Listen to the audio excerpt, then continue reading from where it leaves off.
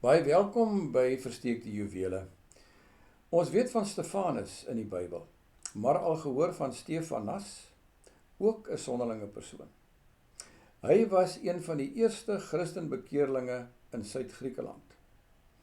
En ons lees van hom dat hy en sy gesin hulle self tot diens van die gelowiges gestel het, daar in Korinthe. Tog verstaanbaar dat as jy aan Christus behoort, dan raak jy ook betrokke by die liggaam van Christus, by ander gelowiges.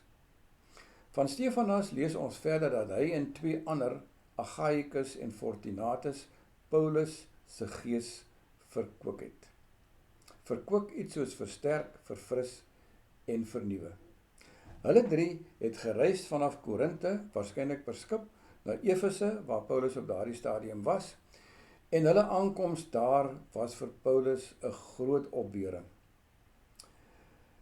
Hulle het waarskynlik iets kom meedeel in verband met hulle gemeente in Korinthe, en hierdie eerste Korinteërbrief as antwoord daarop het hierdie drie manskap dan waarskynlik teruggeneem na hulle gemeente toe in Korinthe.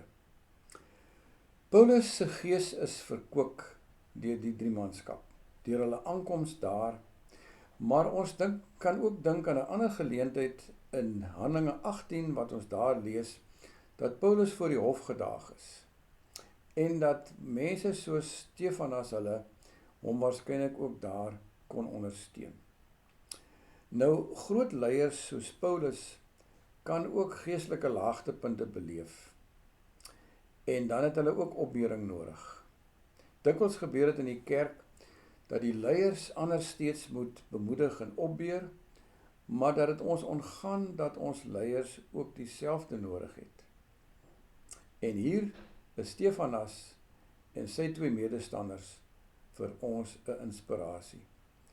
Daarom beveel Paulus ook aan by die Korintiërs dat hulle mense soos Stefanas sal ondersteun.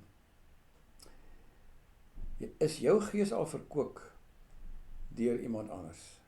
Of was jy in 'n geleentheid dat jy iemand anders se gees kon verkwik?